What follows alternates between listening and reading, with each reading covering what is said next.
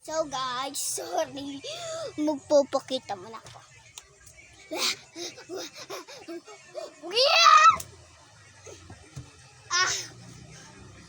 2 points.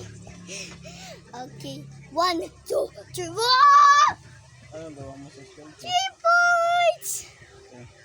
Okay guys. Ngayon, magpupunta namin SM. Huwag ka maingay, kalbo si Nutisoy tsaka Taisa. So guys, nakihintay ka pa natin si Mama.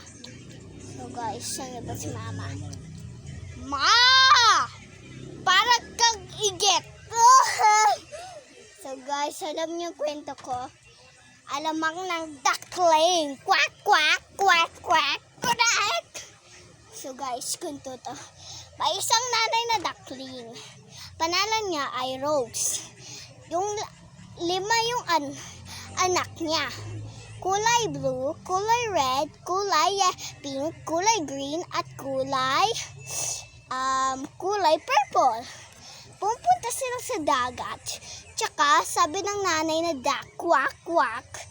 Tsaka 4 na lang natira. So guys, pumunta sila, lumakad sila. Kumukuha sila ng worm, Tsaka sabi ng nanay duck, quack, quack. Tsaka 3 na lang yung mabibe.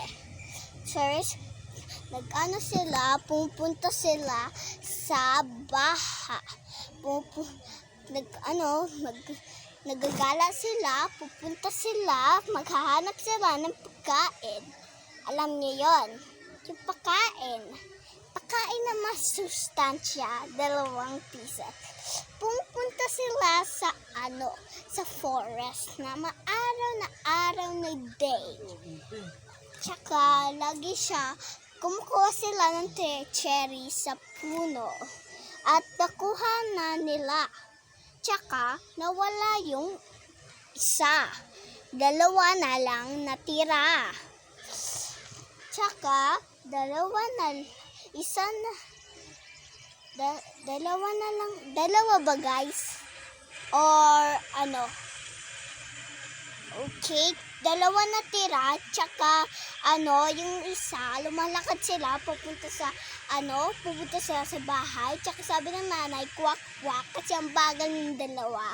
Tsaka nawala yung isa na lang natira.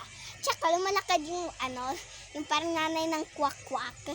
Tsaka pumunta sila sa gubat. Mahanap sila ng mga pagdahon. Tsaka sabi ng nanay na duck, kwak kwak. Tsaka nawala na yung mga lahat na bibe. Lumalakad sila, pupunta sa bahay. Tsaka malungkot na yung nanay. Doon na siya sa bahay. Buntik, bumalik na yung sisiw. Hello! Gusto nyo ba yung kwento? Anong kwento ni Alamang ng Duckling? Ha? So guys, ang tagal naman ni Mami. Okay guys, wait lang guys. Bye-bye! It's Channel Boy!